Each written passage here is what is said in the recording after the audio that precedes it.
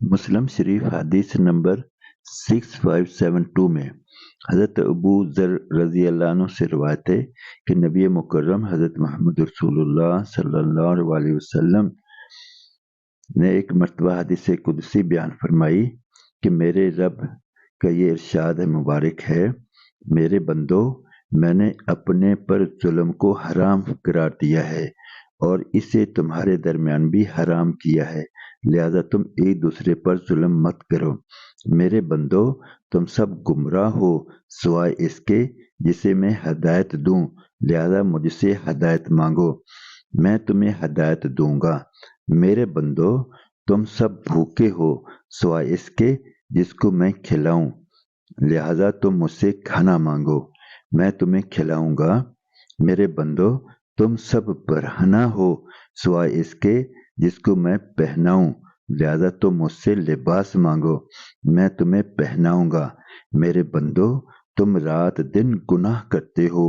اور میں تمام گناہوں کو معاف کرتا ہوں، لہذا مجھ سے بخشش طلب کرو، میں تمہیں بخش دوں گا۔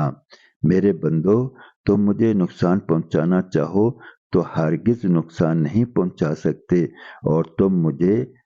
نفع پہنچانا چاہو تو ہرگز نفع نہیں پہنچا سکتے۔ میرے بندو،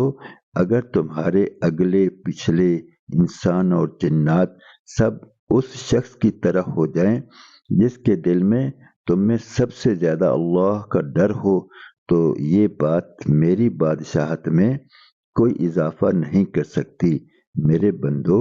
اگر تمہارے اگلے پچھلے انسان اور جنات سب اس شخص کی طرح ہو جائیں جو تم میں سب سے زیادہ فاجر و فاسق ہو، تو یہ چیز میری بادشاہت میں کوئی کمی نہیں کر سکتی۔ میرے بندو، اگر تمہارے اگلے پچھلے انسان اور جنات سب ایک کھلے میدان میں جمع ہو کر مجھ سے سوال کریں اور میں ہر ایک کو اس کے سوال کے مطابق عطا کروں،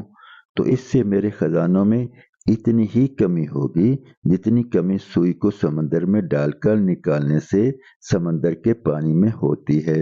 اور یہ کوئی کمی نہیں۔ اسی طرح حق تعالیٰ جل شانہ کے خزانوں میں بھی سب کو دے دینے سے کچھ کمی نہیں آتی۔ میرے بندو، تمہارے اعمال ہی ہیں جن کو میں تمہارے لیے محفوظ کر رہا ہوں، پھر تمہیں ان کا پورا پورا بدلہ دوں گا، لہذا جو شخص اللہ کی توفیق سے نیک عمل کرے تو اسے چاہیے کہ وہ حق تعالیٰ جل شانہ کی تعریف کرے، اور جس شخص سے کوئی گناہ سرزد ہو جائے تو وہ اپنے ہی نفس کو ملامت کرے، کیونکہ اس سے گناہ کا سرزد ہونا نفس ہی کے تقاضے سے ہوا ہے۔